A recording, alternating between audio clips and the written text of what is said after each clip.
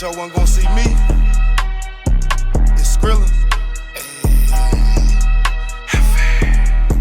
I'm back. Let's go.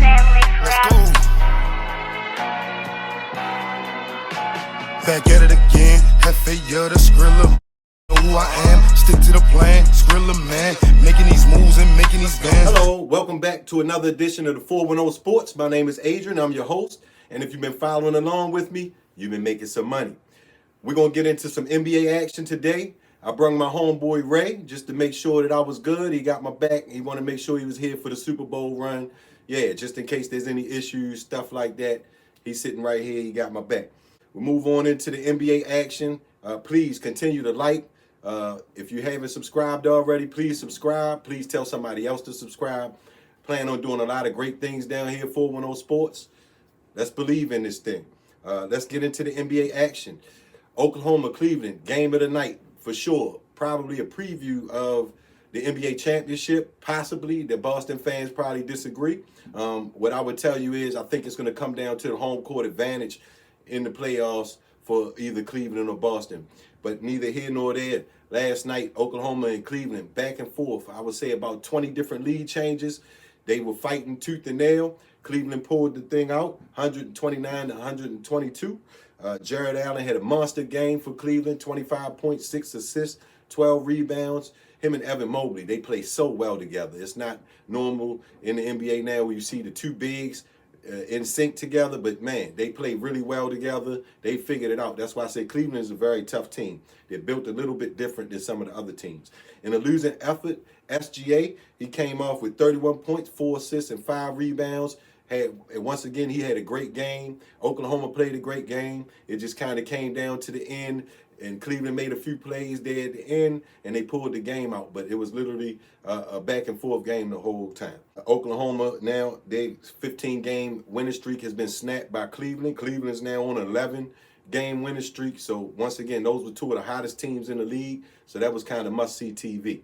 And as far as covering the spread, Cleveland definitely covered the minus 2.5. So we were good on that pick there. Moving on, Chicago and Indiana. I thought that this would be a closer game. Right out the gate, Indiana jumped on them. I think they were up about 20 points in the first half. So this game really never turned into a game. I don't know, Chicago just didn't bring it the first couple of minutes or what was going on, but they fell behind. They were never able to catch up. Pascal Siakam, he come off with 26 points, 3 assists, 6 rebounds. Really good game, a really balanced game for Indiana. Of course, Halliburton leads the show down there. He definitely had, I think, about 13 assists, so he was facilitating doing this thing.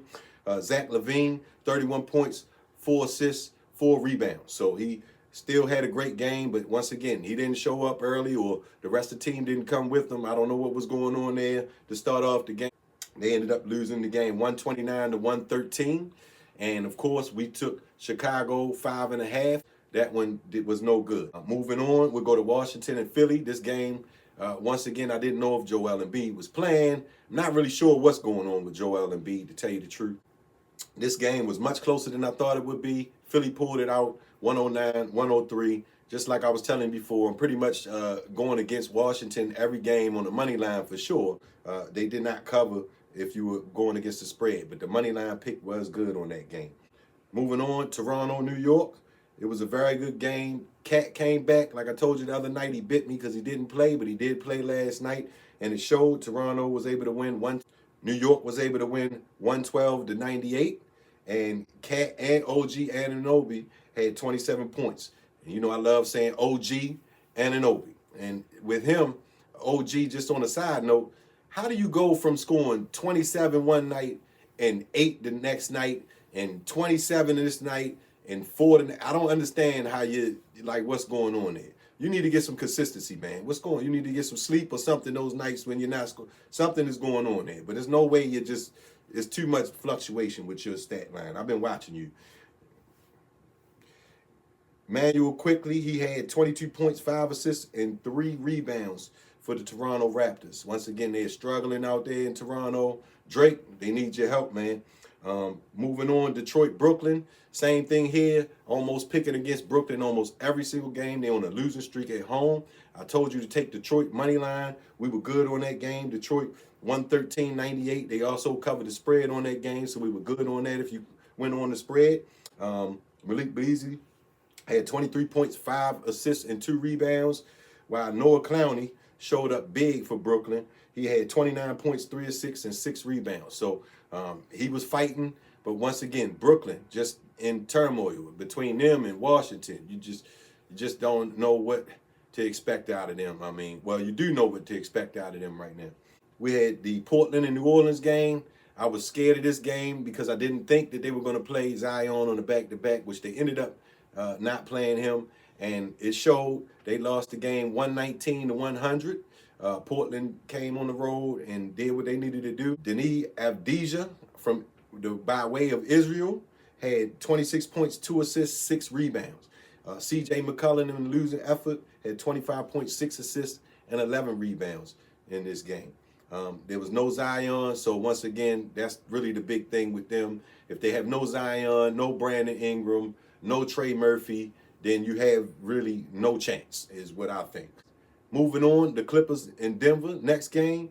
I thought this game would be a lot closer, and my goodness, the Clippers did not come to Denver, or the dispensaries were open too late or something, because they were losing by 30 points in the third quarter, and there was bleeding everywhere on the court. I don't know what was going on. Jamal Murray had 21 points, 9 assists, 3 rebounds. Norm Powell, he came through for the Clippers, but once again, they just didn't show up for this game. And yeah, I'm not even highlighting them because they didn't even come to play. Moving on, last game of the night, big game, big dogs, the tallest guys in the league that are doing their thing really. Victor Wembanyama and Giannis Antetokounmpo. And just like I told you yesterday, Giannis normally goes pretty hard at Wembanyama when they play, and that's exactly what happened. Milwaukee, they ran away with this game. They were down by 20.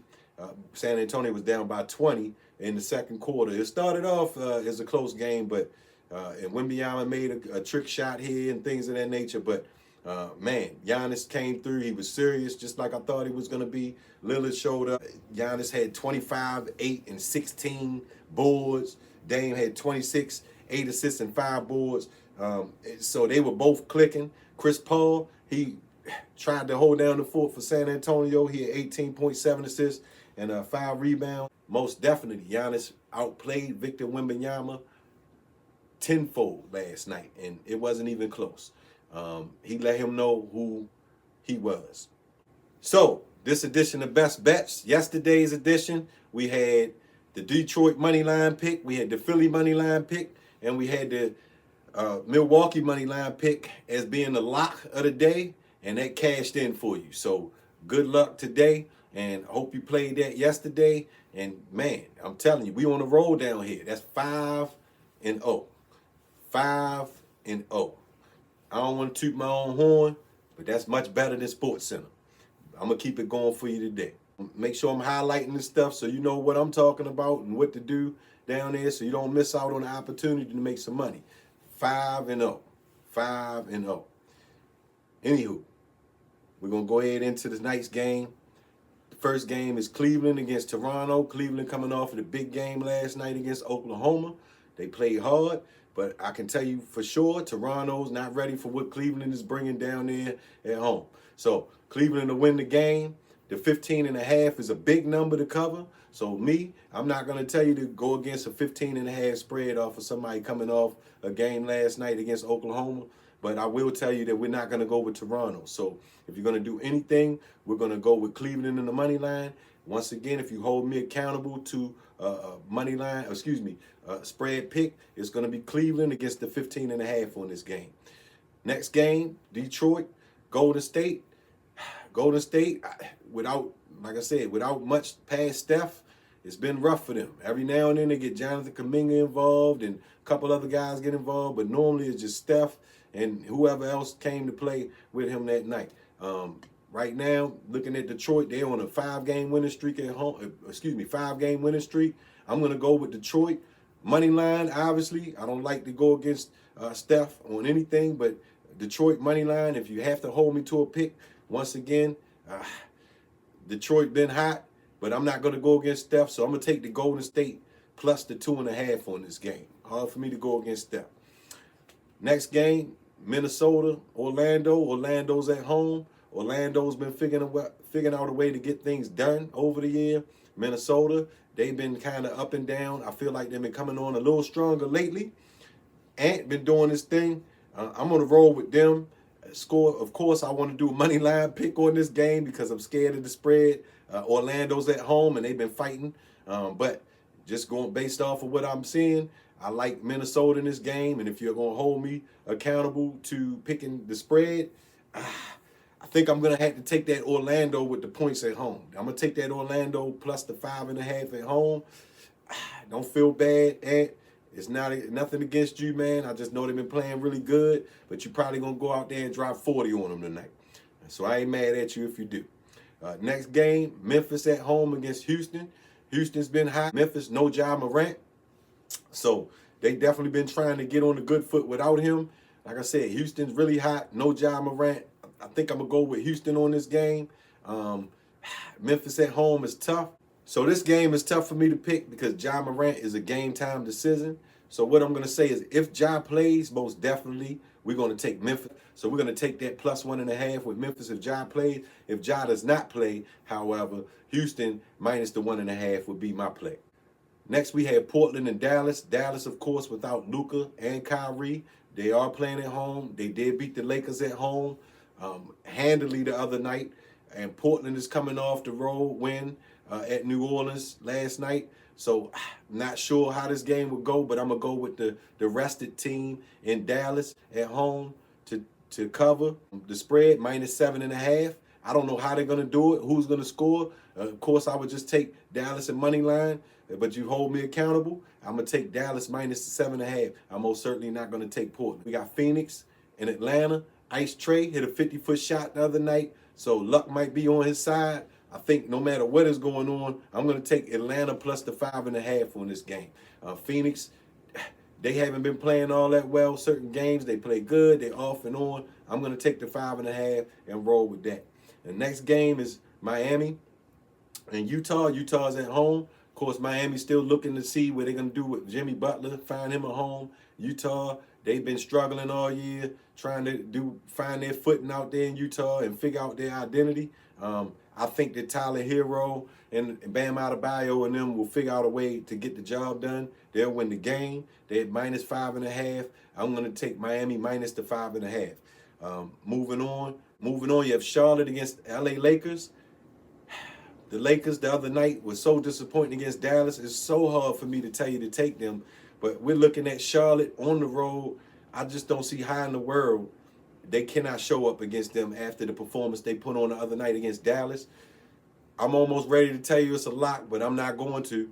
But I'm definitely going to take LA money line at home. And if you're going to hold me accountable to the line, it's going to be LA minus the 8.5 is going to be the pick. So today's locks can't make you a lot of money. It's going to be Cleveland money line, and it's going to be the Minnesota money line. Those are going to be the two picks that you can get some money off of. Like I said, there's not a lot of money in it, but it's definitely going to be a lock. So that's what I'm fishing for. I'm not fishing for, glory or anything like that. I'm fishing to make sure we keep our money in our pocket. So those two games I think we're going to be good on. You can put your money on that, and you'll be victorious. Got more to come. Thank you. Thank you so much for your support. Once again, like this. Tell somebody to subscribe. We're going to keep it going. I hope you're doing well. I'm Adrian, 410 Sports.